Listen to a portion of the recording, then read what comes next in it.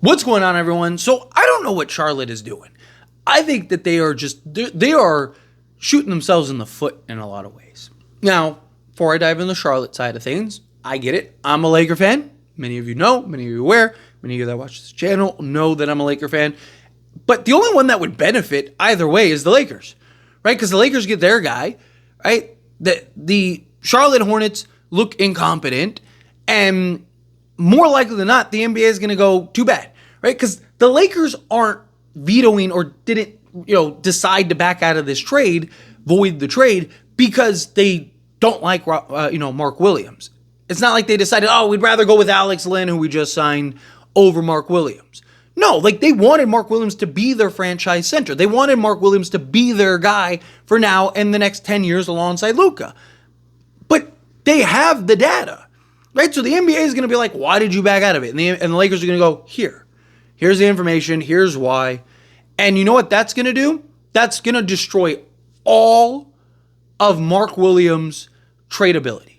All of it. And here's the problem. You're going to have to get off of him regardless. He doesn't want to play for them anymore. Supposedly, based on reports, he's still in Los Angeles. And you released this entire statement trying to throw shade on the Lakers and try to look like the good team, try to look like the good guys, to then turn around and go, we lied. We actually want to get rid of him. If I was Mark Williams, I wouldn't want to play for him either. It's like, dude, you guys traded for me. Trade got rescinded. Okay, fine, no big deal. And instead of you welcoming me back open arms and trying to make me feel good, trying to make me feel like I'm still the guy, it's just like, man, they gave me the Godfather package. What do you want me to do? All right, dude, that package was insane, right? Instead of kind of downplaying it and kind of fluffing up, Mark Williams, instead, you release a statement that is total BS. Because they said that the other team, the Lakers, they pursued the other team but they were the ones that were aggressive and really pursued us. And we were just this small organization that was the Charlotte Hornets. And we didn't really want to trade him. But, the big bad Lakers came in and kicked our, huffed and he puffed and he kicked our door down and just took Mark Williams. But we're so happy that we were able to get him back. And then literally 24 hours later, you're trying to ship him back out and force the Lakers to make the trade. And what's going to happen, more likely than not, is either A, the NBA, which is the most likely scenario, the NBA is going to go tough, right? Because again, the Lakers have the data. They have the information. They're not just, this isn't a thing, they're going to go here. This is why. This is our concern. We thought we were getting this guy, and instead we're getting this guy. We don't want to give up all the assets for this guy. We're willing to give up the assets for this guy.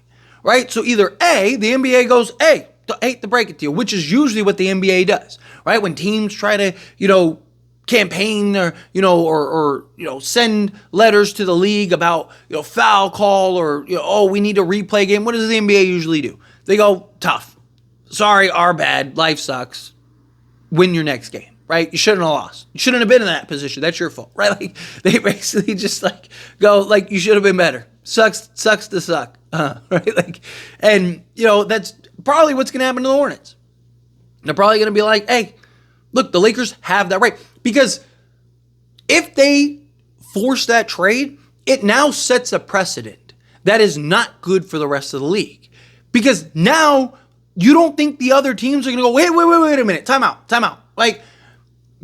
So you're telling me that if we agree to a trade and we do a physical, which is our right and our due diligence, and if we find something we don't like and we're no longer comfortable with, you're going to force us to have to still take that deal?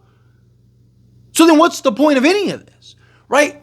The NBA is not going to make that precedent. I would be shocked if the NBA forces them to do it. Unless the Lakers are just lying or they really did just get cold feet, chances are that the NBA is going to go too bad, right?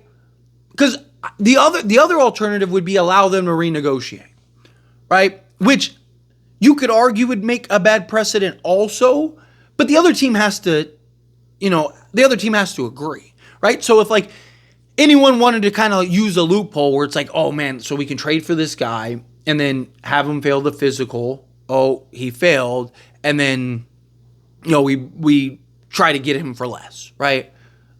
Well, the problem is, again, that other team has to agree to that, right? So if the Hornets agree, the Hornets could just be like, no, we're not doing that, and just keep them and figure it out until the offseason, right? But what you could do, if the Lakers could keep their first, they would probably do it, right? Like if they could swap, I would do it, like if I was the Lakers, right? Like, because at that point, it's the risk is worth the reward, right? Like you're still sending out Dalton Connect, who he's not happy. Reports came out that he, is having a hard time being traded and now back, right? And he needs some time to kind of get over it, right? So he's, you send him out, right? Send Mark Williams in. Everyone's happy. Players are good. Players are happy, right? You get your guy. We get our guy. You also get a pick swap and, maybe another pick swap or something, and everyone's happy, right? Win-win. That could be something that maybe the NBA resolves, but I think that's less likely. I think that's probably, not something that I expect to happen. But it's just the Hornets don't win either way. Again, because the Hornets either A, they look incompetent throughout this, unless the Lakers are just like completely just botching this thing, right? And the Lakers really did get cold feet. And I just don't see that, right? Like, one, the Hornets called them. Yes, okay, that's clearly been established. But the Lakers were very interested in him. Lakers viewed him as their franchise guy, even through all the injury concerns. And the Lakers said his back and his, the main issues, the issues that we were concerned with, those aren't there. He's fine in that regard. We tested him. He's great. Right? It's these things that are very concerning for the long term. Great example that happened to the Lakers was Andrew Bynum. It's why Andrew Bynum fell to the Lakers, right? And what happened with Andrew Bynum? He eventually started to deteriorate. Right? Like, that's what the Lakers are worried about. That's what the Lakers are concerned with. And look, Mark Williams hasn't looked great the last, 2 weeks or whatever. Like, he hasn't looked his mobile, spry self. Now, part of that could just be he's on the Hornets, right? Like, that could be a possibility. But regardless, it's a tough spot to be in if you're any of these players. But what's more likely to happen is the NBA is going to go, no, tough, too bad, figure it out in the offseason, and then now your guy is due for a contract extension. He's not going to want that contract extension, so now you have no choice to trade him, and now that trade is going to be for probably pennies on the dollar, and you're just in a bad spot where, yes, you could argue that'd be the same thing, but at least you wouldn't look incompetent, right? Like, now you're going to look foolish, because if the NBA goes, no, like, hey, he's right, no, like, teams might not even trade for Mark Williams. Teams might be like, hey, we'll just sign him when you release him because you're not going to be able to trade him, right? Or a team's going to just like, hey, we'll give you a couple seconds. We'll take a chance on Mark Williams, right? And he'll end up going to a team for cheap. Maybe even the Lakers, right? Maybe even goes to the Lakers for cheap, right? Like, I mean, the only one that wins is going to be the Lakers, because Lakers either are going to get him for cheap or they're going to have all their assets to now go make other moves and make other trades and still be a contender next season.